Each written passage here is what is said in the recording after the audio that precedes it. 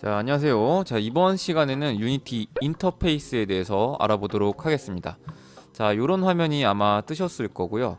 자, 일단은 지금 뭘 하기 전에 씬이랑 게임이라는 탭이 두 개가 있죠.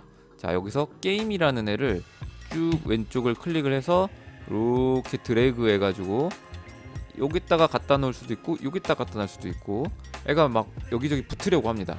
자, 이럴 때 얘를 오른쪽에다가 탁 놔서 이렇게 씬뷰와 게임뷰가 동시에 보이도록 설정을 먼저 해줍니다. 자, 그러면 먼저 이 왼쪽부터 살펴보도록 할게요.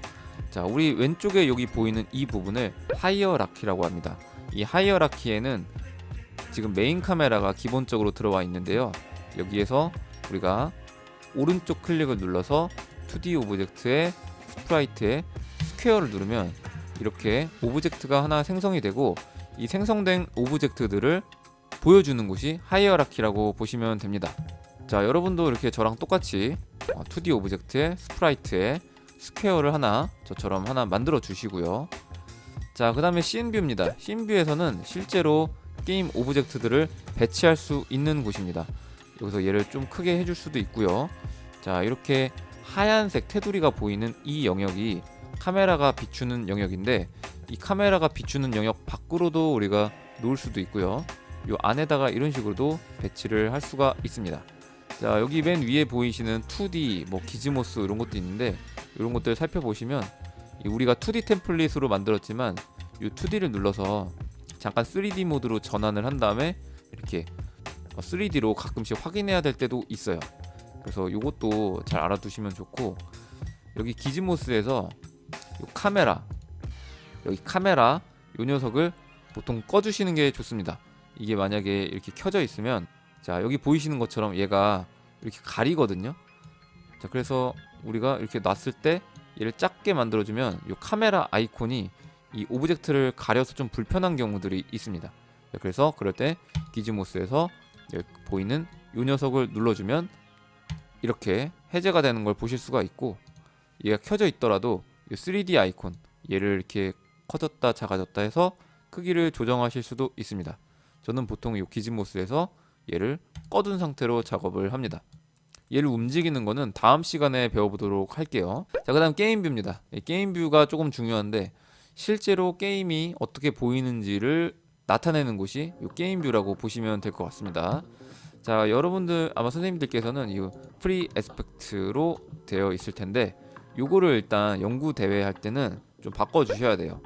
이 프리 에스펙트 같은 경우에는 이 해상도, 이 카메라 크기 여기를 한번 주목해 주세요. 요게 지금 카메라 범위가 자꾸 바뀌죠. 자, 이러면 좀 곤란하겠죠. 항상 고정된 해상도에서 작업을 하는 게 편할 겁니다. 여기를 꼭 눌러 주신 다음에 1920에 1080 요 상태로 이렇게 바꿔놓으면 요 카메라가 비추는 영역이 바뀌지가 않게 되죠. 자, 그러면은 보통은 1920에 1080으로 작업을 하고요. 근데 우리는 연구대회에서 아마 이제 심사를 볼 때 갤럭시 탭 7이나 8 정도로 아마 심사를 볼 거란 말이에요. 그러면 그 해상도가 제가 알기로는 2560에 1600으로 알고 있습니다.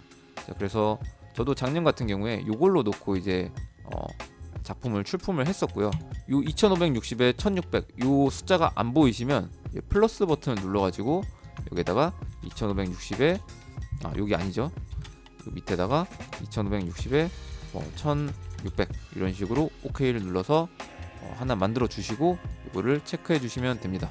자, 그 다음에 요 스케일 같은 것도 뭐 확대했다가 줄었다 할 수 있는데, 이거는 웬만하면 건들지 마시고, 맥시마이즈 온 플레이 이거 누르고 나중에 우리가 게임을 실제로 실행해 볼 때, 어플을 실행해 볼 때 이 플레이 버튼이 있습니다. 플레이 버튼을 누르면 지금 우리가 아무것도 안 했기 때문에 아무 반응이 없죠. 자, 그런데 이 맥시마이즈 온 플레이를 누르고 플레이를 눌러주면 이제 전체 화면으로 어플을 테스트 해볼 수가 있습니다. 자, 보통 때는 맥시마이즈 온 플레이를 꺼주고요.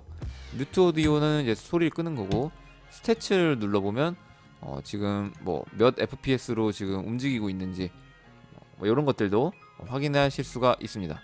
자, 그 다음 우리 여기 오른쪽에 보이는 부분이 인스펙터 뷰입니다. 자, 인스펙터 뷰에서는 우리가 지금 스퀘어를 클릭해 놓은 상태죠. 자, 그래서 그 스퀘어에 대한 속성 정보들이 뜨는 데가 인스펙터 뷰라고 보시면 되겠습니다. 자, 지금 어느 포지션, 어느 위치 좌표상에 있는지, 그리고 회전값은 얼마인지, 제가 요거를 잠깐 회전을 시킨다고 하면 지금 여기 로테이션 값이 변하는 걸 볼 수가 있죠. 그리고 우리 요것도 다 나중에 실습할 겁니다. 실습할 건데 얘를 키우면 이제 스케일이, 이제 크기가 변하는 것도 보실 수가 있습니다. 자, 그리고 여기 보이는 스프라이트 렌더러, 이런 것들을 이제 하나하나의 부품인데, 이 부품들을 우리가 나중에 컴포넌트라고 부를 겁니다. 그래서 이 컴포넌트들을 추가해서 뭐 중력 컴포넌트를 주면 이제 얘가 뚝 떨어질 거고요. 이제 충돌 컴포넌트를 주면 얘가 충돌을 감지하게 될 겁니다. 이런 것들은 다음 시간에 해보도록 할게요. 요 크기 조절 회전도 다음 시간에 하겠습니다. 자, 인스펙터 뷰가 끝났으면 이제 프로젝트 뷰입니다. 이 프로젝트 뷰는 저는 보통 설명을 드릴 때 서랍장이라고 설명을 드립니다. 예를 들어서 우리가 지금은 아무것도 없지만 내가 어떤 그림 파일을 실제 게임 플레이어처럼 쓰고 싶다.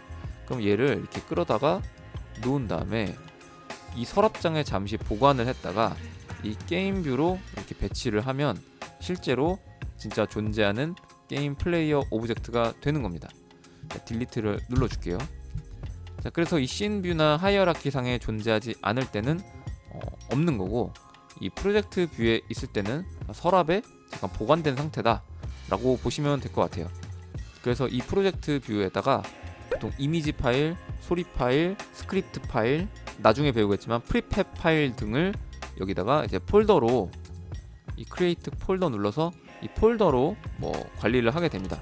예를 들면 이미지스라고 한 다음에 이 코알라 오브젝트를 여기다가 집어넣어 주는 거죠.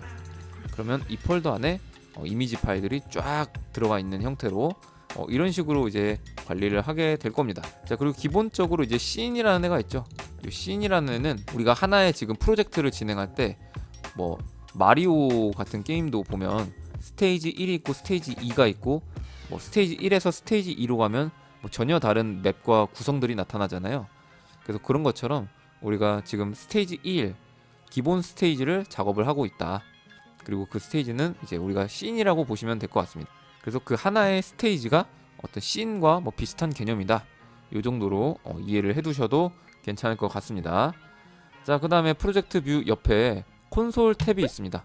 이 콘솔 뷰에서는 여러 가지 메시지들을 출력해주는 것이 콘솔 뷰인데요. 하얀색으로 출력되는 경우는 뭐 우리가 이 프로젝트를 다 하고 실행 가능한 파일인 APK 파일로 뭐 빌드를 했을 때 뭐 빌드가 잘 성공이 되었다 라는 메시지가 뜨거나, 아니면 헬로 월드를 출력해봐라 라고 했을 때 이 하얀색으로 메시지가 뜬다면 정상적으로 작동을 하고 있다는 의미이고요. 이 콘솔 뷰에서 노란색으로 뜨는 경우들이 있는데, 이 노란색들은 뭐 권장이나 약한 주의 정도입니다. 그래서 너 이거 이 부분 만들어 놓고 지금 안 쓰고 있는 것 같은데 어떻게 된 거야? 한번 확인해봐 라는 정도의 주의이기 때문에 뭐 무시를 할 때가 있을 수도 있고요. 실행하는 데에는 크게 문제가 없는 경우가 이제 많습니다. 자, 마지막으로 이제 빨간색으로 메시지가 뜰 때가 있는데요. 이 빨간색으로 메시지가 뜰 때는 좀 크리티컬한 에러입니다. 그래서 빨간색 에러가 뜰 때는 작동이 안 되거나 빌드가 실패한 경우이기 때문에 반드시 그 문제를 찾아가서 해결해 주셔야 됩니다. 우리는 앞으로 이제 유니티를 하면서 노란색 경고나 빨간색 경고를 굉장히 많이 보게 되고, 그런 에러들이 떴을 때 고치는 작업들을 진짜 많이 하게 될 거예요. 그래서 빨간색 경고가 떴을 때 당황하지 마시고 메시지를 좀 읽어보신 다음에 이게 잘못되었구나 라는 것을 확인하시고 고쳐주시면 되겠습니다. 자, 다음 시간에는 요 실제 오브젝트를 뭐 돌려보고 크기도 조정해보면서 아주 간단한 유니티의 기본을 알아보도록 하겠습니다. 수고하셨습니다.